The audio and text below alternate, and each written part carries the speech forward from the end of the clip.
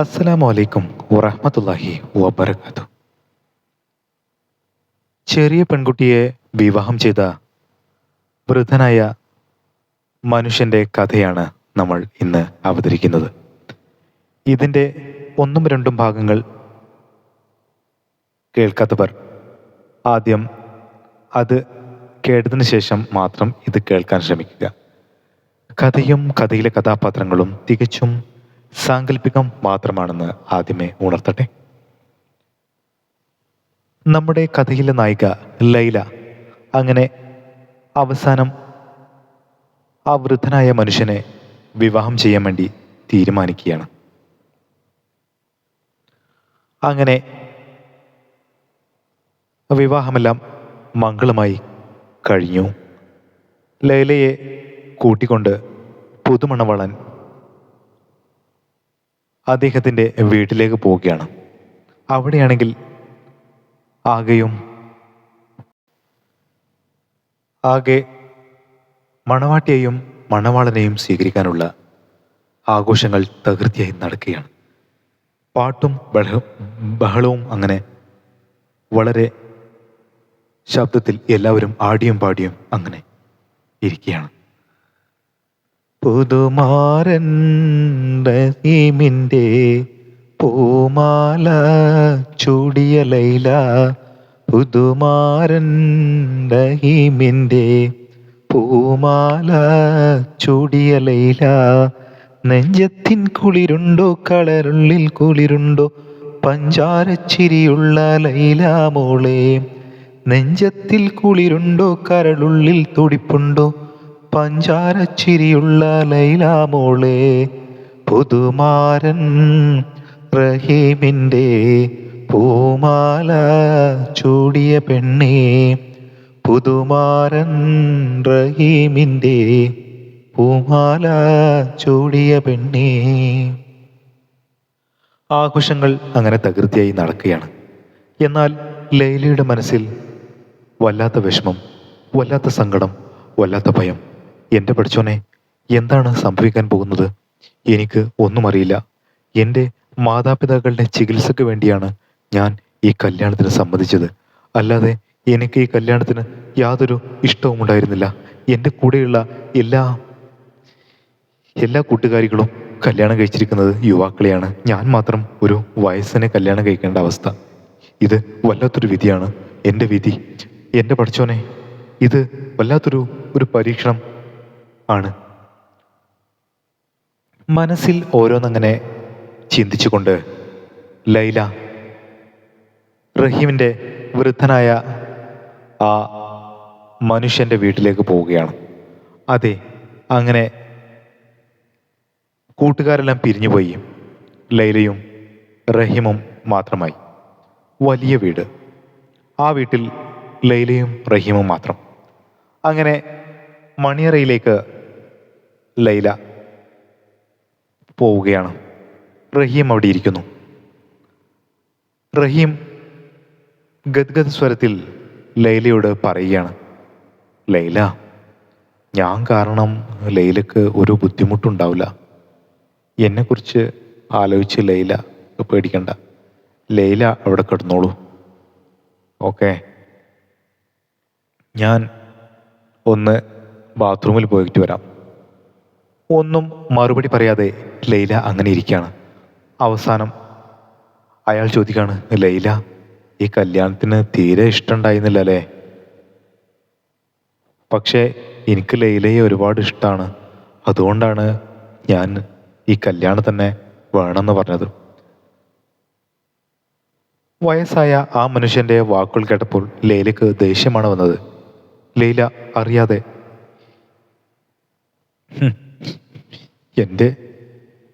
എൻ്റെ ഇഷ്ടത്തിനല്ലല്ലോ, എൻ്റെ മാതാപിതാക്കളുടെ രോഗത്തിനുള്ള മരുന്നിന് വേണ്ടി, അവരുടെ ചികിത്സയ്ക്ക് വേണ്ടിയാണ് ഞാൻ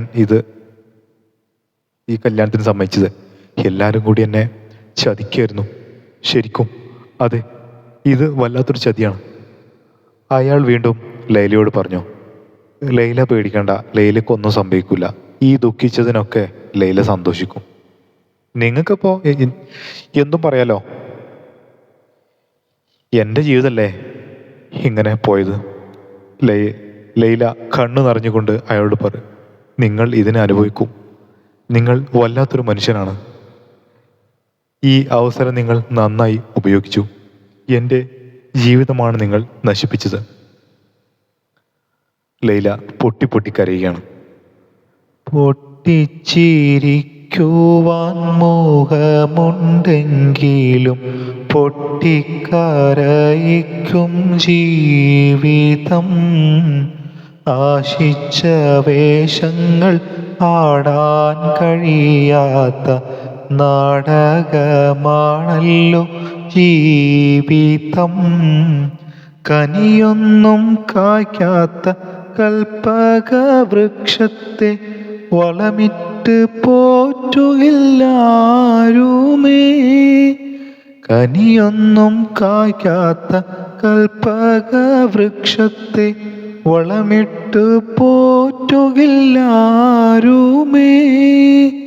പൊട്ടിച്ചിരിക്കുവാൻ മോഹമുണ്ടെങ്കിലും പൊട്ടിക്കരയിക്കും ജീവിതം. ലൈല വിഷമിക്കണ്ട. ഞാൻ പറഞ്ഞല്ലോ, ലൈല ഈ സങ്കടപ്പെടുന്നതിനൊക്കെ ഒരു സന്തോഷം ഉണ്ടാവും. ഇനി അങ്ങോട്ട് സന്തോഷ ജീവിതമാണ്. വല്ലാത്ത സന്തോഷം തന്നെ, ലൈല മനസ്സിൽ പറഞ്ഞു. ആ ലൈല, ഞാനൊന്ന് പുറത്തു പോയിട്ട് വരാം. അങ്ങനെ അയാൾ പുറത്തേക്ക് ഇറങ്ങിയാണ്.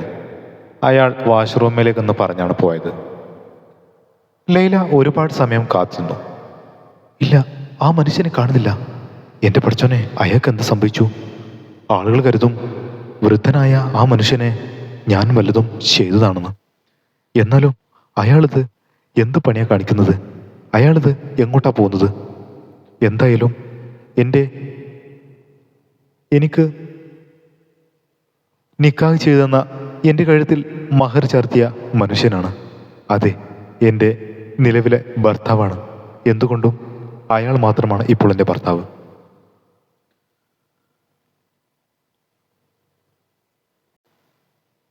അല്ലാഹ് റസൂലിനെയും കഴിച്ചെനിക്കെല്ലാത്തിനും സഖിയാണോരേ. എന്തെന്നബൂവരിൽ അഖിയായ സുന്ദരമാനിതമാരരേ. ഇതുവരെയാണ് നമ്മൾ അവസാനത്തെ എപ്പിസോഡിൽ പറഞ്ഞത്. അങ്ങനെ ലൈല വാഷ്റൂമിനടുത്തേക്ക് പോവുകയാണ്. വാഷ്റൂമിൽ നിന്നും വെള്ളത്തിൻ്റെ ശബ്ദം അങ്ങനെ കേൾക്കുന്നുണ്ട്. എൻ്റെ പഠിച്ചോനെ, ഇയാളെന്താണ് പുറത്തിറങ്ങാത്തത്? എന്തേ പറ്റിയോ? പ്രായമുള്ള മനുഷ്യനാണ്. എന്തെങ്കിലും സംഭവിച്ച് ഇനി സങ്കടം കൂടിയിട്ട് ഇനി തല കറങ്ങി വീണോ? അതോ പ്രഷർ വല്ലതും കൂടിയോ? ലൈലയുടെ മനസ്സിൽ എന്തെന്നില്ലാത്ത ആശങ്കകൾ അങ്ങനെ വരികയാണ്. എൻ്റെ പഠിച്ചോനെ, ആളുകൾ പറയും ഞാൻ വല്ലതും ചെയ്തതാണെന്ന്. രണ്ടും കൽപ്പിച്ച് ലൈല ആ വാഷ്റൂമിൻ്റെ വാതിൽ മുട്ടുകയാണ്. ഇല്ല, വാതിൽ തുറക്കുന്നില്ല. ലൈല ശരിക്കും പേടിച്ചു. ഇയാൾക്ക് എന്താണ് പഠിച്ചോനെ സംഭവിച്ചത്? എന്തെങ്കിലും സംഭവിച്ചോ? അയാൾ വീണ്ടും മുട്ടി. ഇക്ക. വാതിൽ മുട്ടി. ഇല്ല, വാതിൽ തുറക്കുന്നില്ല. അവൾ ശക്തിയായി വാതിൽ അടിക്കാൻ തുടങ്ങി. ഇല്ല, അയാൾ വാതിൽ തുറക്കുന്നില്ല. അവൾ ലൈല വീണ്ടും ശബ്ദത്തിൽ അമർത്തി വാതിൽ അടിക്കാൻ തുടങ്ങുകയാണ്. അവസാനം അയാൾ വാതിൽ തുറക്കുകയാണ്. വാതിൽ തുറന്ന കാഴ്ച കണ്ട് ലൈല ഞെട്ടിത്തിരിച്ചു. എൻ്റെ പഠിച്ചോനെ, ഞാൻ എന്തായി കാണുന്നത്? ആ വയസ്സായ മനുഷ്യന്റെ സ്ഥാനത്ത് ഒരു സുന്ദരനും സുമുഖനുമായ ഒരു യുവാവ് നിൽക്കുകയാണ്. അവൾ ഞെട്ടിച്ചരിച്ചു പോയി. യാ അല്ലാ, എന്താണിത്?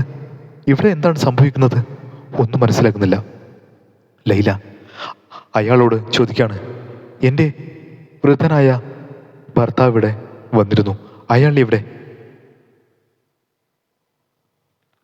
ഗാംഭീര്യം നിറഞ്ഞ ശബ്ദത്തോടു കൂടി ആ മനുഷ്യൻ, സുമുഖനായ ചെറുപ്പക്കാരൻ മറുപടി പറയുകയാണ്. ലൈല, ഇത് ഞാൻ തന്നെയാണ്, നിങ്ങളുടെ റഹീം.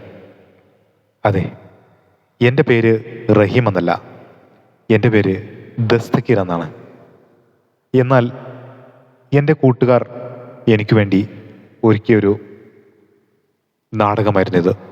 കാരണം ഞാൻ നേരിട്ട് വിവാഹത്തിന് ആലോചിച്ച് വന്നാൽ ലൈല എനിക്ക് വിവാഹത്തിന് സമ്മതിക്കില്ല, എന്നെ ഇഷ്ടമല്ലെന്ന് പറയും. കാരണം ഞാനൊരു ധനികനായ വ്യക്തിയായതുകൊണ്ട് ലൈല പറയും, നിങ്ങൾ സമ്പത്ത് കൊണ്ടാണ് എന്നെ കല്യാണം കഴിച്ചതെന്ന്. ഇല്ല, ഈ പറയുന്നതൊന്നും ഞാൻ വിശ്വസിക്കില്ല. അല്ല, വിശ്വസിച്ചേ പറ്റൂ. എൻ്റെ കണ്ണുകളിലേക്ക് നോക്കൂ. ലൈല കണ്ണുകളിലേക്ക് സൂക്ഷിച്ച് നോക്കുകയാണ്. അങ്ങനെ ലൈല അയാൾ പറഞ്ഞത് വിശ്വസിക്കാതെ അങ്ങനെ നിൽക്കുകയാണ്. ഓക്കെ, ലൈല വിശ്വസിക്കണ്ട. വിശ്വാസം വരുന്നതുവരെ നമ്മൾ ഭാര്യ ഭർത്താക്കന്മാരായി ജീവിക്കില്ല. അതെ, ലൈല പറഞ്ഞു. ഇല്ല, ഞാൻ വിവാഹം കഴിച്ചത് വൃദ്ധനായൊരു മനുഷ്യനെയാണ്. ഇനി വളരെ പെട്ടെന്ന് നിങ്ങളിങ്ങനെ വേഷം മാറിയതാണ് എന്നൊക്കെ പറഞ്ഞാൽ അതെങ്ങനെ വിശ്വസിക്കാൻ കഴിയും? നാളെ വേറൊരു വൃദ്ധനായ മനുഷ്യൻ വന്നിട്ട് പറയാണ്, ഞാനാണ് നിന്റെ യഥാർത്ഥ ഭർത്താവ് എന്ന് പറഞ്ഞാൽ എന്താണ് ഞാൻ ചെയ്യുക?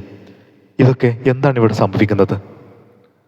അയാളുടെ സംസാരം കേട്ട് ലൈല സമ്മതിച്ചില്ല. ഇല്ല, ഞാനിതൊരിക്കലും സമ്മതിക്കില്ല. എനിക്കെൻ്റെ സഹോദരനെ അറിയിക്കണം, എൻ്റെ പിതാവിനെ അറിയിക്കണം. അവരെ അറിയിച്ചാൽ അവർ വരും. ലൈല ഇപ്പോൾ ഒരു കാര്യം ചെയ്യൂ. തൽക്കാലം വാതിലടിച്ച് കിടക്കൂ, ഞാൻ പുറത്തു നിൽക്കാം. ലൈലയുടെ വാശിക്ക് മുമ്പിൽ അയാൾ അങ്ങനെ പുറത്ത് മറ്റൊരു റൂമിൽ ഉറങ്ങി. പിറ്റേ ദിവസം രാവിലെ ലൈല എണീറ്റു. നേരെ സഹോദരനെ വിളിക്കുകയാണ്. സഹോദരനും സഹോദരൻ്റെ കൂട്ടുകാരും വരികയാണ്. എന്നാൽ സഹോദരനും സഹോദരൻ്റെ കൂട്ടുകാർക്കും ഈ കാര്യങ്ങളെല്ലാം അറിയായിരുന്നു. അവർ ലൈലയിൽ നിന്ന് മറച്ചു വെക്കുകയായിരുന്നു. ഇക്കാക്കും എല്ലാം അറിയായിരുന്നു അല്ലേ? എന്നിട്ടും എൻ്റെ അടുത്ത് നിന്ന് എല്ലാം മറച്ചു വെച്ചു. എന്നോട് ചതി വേണ്ടായിരുന്നു. എന്നെ ഇങ്ങനെ ചതിക്കണോ?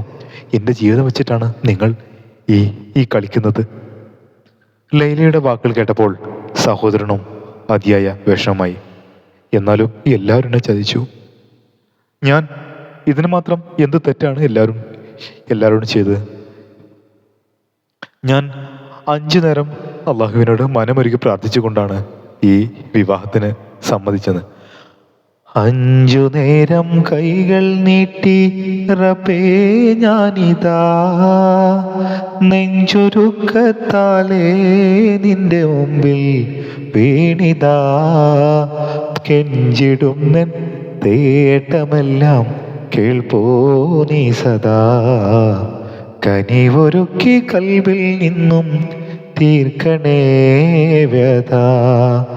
5 നേരം കൈകൾ നീട്ടി റബ്ബേ ഞാനിതാ, നെഞ്ചുരുക്കത്താലേ നിന്റെ മുന്നിൽ വീണിതാ, കെഞ്ചിടുന്ന തേട്ടമെല്ലാം കേൾപ്പോ നീ സദാ, കനിവൊരുക്കി കൽവിൽ നിന്നും തീർക്കണേ വ്യഥ. എല്ലാവരും കൂടി ലൈലയിൽ നിന്ന് മറച്ചു വെച്ച ഈ കാര്യം ആലോചിച്ചപ്പോൾ ലൈലക്ക് എന്തെന്നില്ലാത്ത വിഷമം. എന്നാലും എൻ്റെ ഇക്കാക്കം പോലെ എന്നോട് പറഞ്ഞില്ലല്ലോ. ഇക്കാക്കൻ്റെ ഭാഗത്തുനിന്ന് ഞാൻ ഇത് പ്രതീക്ഷിച്ചില്ല. ലൈല, ഇത് സത്യം പറഞ്ഞാൽ ലൈല അയാളൊരു യുവാവാണ് എന്നറിഞ്ഞാൽ ലൈല വിവാഹം അങ്ങനെ നീട്ടി കൊണ്ടുപോകും. ഉമ്മാക്കും ഉപ്പാക്കും ആണെങ്കിൽ വയസ്സായി വരികയാണ്. രോഗം കൊണ്ട് ബുദ്ധിമുട്ട് മൂർച്ഛിച്ച് കിടക്കുകയാണ് അവർ. ഇനിയും ലേറ്റായി കഴിഞ്ഞാൽ അവർക്ക് വല്ലതും സംഭവിച്ചു കഴിഞ്ഞാൽ പിന്നെ ലൈലക്ക് ആരും ഉണ്ടാവില്ല. അതുകൊണ്ടാണ് ലൈല ഞാനും ഈ കല്യാണത്തിന് സമ്മതിച്ച്. പിന്നെ ലൈലക്കറിയാലോ, നമ്മുടെ മാതാപിതാക്കളുടെ ചികിത്സക്ക് വലിയൊരു സംഖ്യ വേണം. അതില്ലാതെ എനിക്ക് യാതൊരു നിവൃത്തിയുമില്ല അത് കണ്ടെത്താൻ. അതുകൊണ്ടാണ് ലൈല ഈ കാര്യത്തിന് ഞാൻ വളരെ രഹസ്യമായി സമ്മതിച്ചത്. എന്നാലും ഇക്കാക്ക ഒന്നും പറയണ്ട, ഇക്കാക്ക എന്നെ ചതിച്ചു. ലൈല പൊട്ടി കരയാണ്. കണ്ണീരുമായി കൈകൾ നീട്ടി ഞാൻ നിന്നിൽ തസ്ബീഹുമായി ദിക്റ് ചൊല്ലി നിൻ മുന്നിൽ ദിക്റോതി കൽബിൽ നിറയും ദിക്റോതി കൽബിൽ നിറയും അനം നൊന്ത് തേടി എൻ പുരാനേ ദിനം മഞ്ചും തേടി എൻ പുരാനേ കണ്ണീരുമായി കൈകൾ നീട്ടി ഞാൻ നിന്നിൽ തസ്ബീഹുമായി ദിക്റ് ചൊല്ലി നിൻ മുന്നിൽ. എന്നാൽ റഹീം ആവട്ടെ ഒരു മൂലക്കിൽ അങ്ങനെ ഒന്നും മിണ്ടാൻ കഴിയാതെ നിൽക്കുകയാണ്. ശരിയാണ്, ഒരു പെണ്ണിനെ ചതിച്ചുകൊണ്ട് വിവാഹം ചെയ്ത പോലെയാണ് ഇത് സംഭവിച്ചത്. വല്ലാത്തൊരു അവസ്ഥയായിപ്പോയി. എനിക്ക് ആ സമയത്ത് തോന്നിയൊരു ബുദ്ധിയാണ്.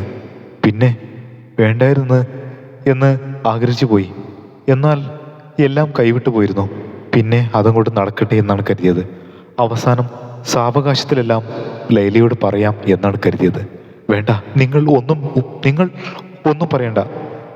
നിങ്ങൾക്കെന്നോട് സംസാരിക്കാൻ അവകാശമില്ല. നിങ്ങൾ ചതിയനാണ്, നിങ്ങൾ വഞ്ചകനാണ്. നിങ്ങൾ ഇന്ന് എന്നോട് ഇങ്ങനെ കാണിച്ചു, നാളെ ഇതിൽ അപ്പുറം കാണിക്കില്ല എന്ന് ആർക്കറിയാം? ഇല്ല ലൈല, ഒരിക്കലുമില്ല. എനിക്ക് സംഭവിച്ചു പോയി. എന്നോട് ക്ഷമിക്കണം, എനിക്ക് മാപ്പ് തരണം. ലൈലയോട് റഹീം അങ്ങനെ കേണപേക്ഷിക്കുകയാണ്. വല്ലാത്തൊരു ചതിയായിപ്പോയി. ശരിയാണ്, എൻ്റെ ഭാഗത്തുനിന്ന് വല്ലാത്ത ചതി തന്നെയാണ്. അത് ജീവിതം വെച്ചുള്ളൊരു കളിയാണ്. ഏതൊരു പെണ്ണും സഹിക്കുകയില്ല. എൻ്റെ പഠിച്ചോനെ, ഞാനിതിന് എങ്ങനെ പ്രായശ്ചിത്തം ചെയ്യും? ഓക്കെ ലൈല, ഇതിന് ഞാൻ എന്താണ് പ്രായശ്ചിത്തം ചെയ്യേണ്ടത്? ലൈല പറഞ്ഞ പ്രായശ്ചിത്തം കേട്ട് റഹീം ഞെട്ടിച്ചരിച്ചു പോയി. എൻ്റെ പഠിച്ചോനെ,